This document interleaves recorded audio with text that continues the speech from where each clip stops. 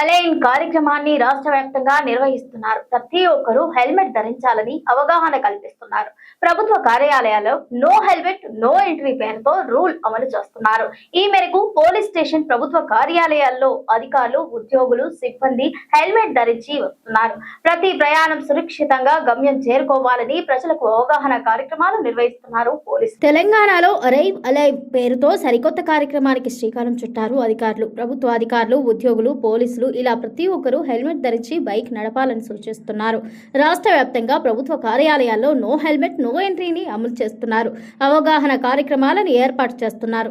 Helmet పెట్టుకుని వారికి ప్రభుత్వ కార్యాలయాల్లోకి అనుమతి లేదంటూ నో హెల్మెట్ నో ఎంట్రీ ప్లకార్డులు ప్రదర్శిస్తున్నారు. మంచిర్యాల జిల్లా చెన్నూరు తహసీల్దార్ కార్యాలయంలో ఈ కార్యక్రమంలో కలెక్టర్ కుమార్ దీపక్ పాల్గొన్నారు. హెల్మెట్ లేకుండా వస్తే లోపలికి అనుమతించబోమని, అంతేకాదు పెట్రోల్ బంకుల్లోనూ నో హెల్మెట్ నో పెట్రోల్ బోర్డులు ఏర్పాటు చేశారు. ద్విచక్ర వాహనదారులు తప్పనిసరిగా హెల్మెట్ ధరించి ప్రమాదాలు జరిగిన సమయంలో ప్రాణాలను కాపాడుకోవచ్చని పోలీసులు గుర్తు చేస్తున్నారు.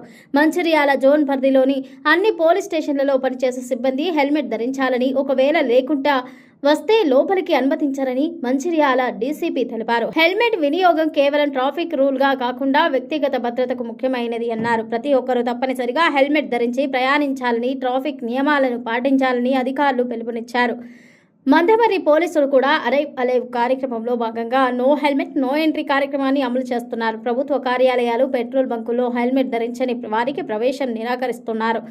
మందమర్రి పోలీస్ స్టేషన్, తహసీల్దార్ కార్యాలయం, మున్సిపల్ కార్యాలయం, ఇతర ప్రభుత్వ కార్యాలయాలు, పెట్రోల్ బంకుల్లో ఈ రూల్ అమలు చేస్తున్నారు. పోలీసులు కూడా హెల్మెట్లు ధరించి ప్రజలకు ఆదర్శంగా నిలవాలని ఉన్నతాధికారులు కోరుతున్నారు.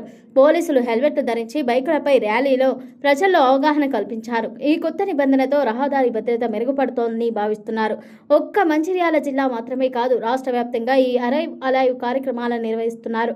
ముఖ్యంగా ప్రభుత్వ కార్యాలయాల్లో నో హెల్మెట్ నో ఎంట్రీ రూల్కు మంచి స్పందన వస్తోంది.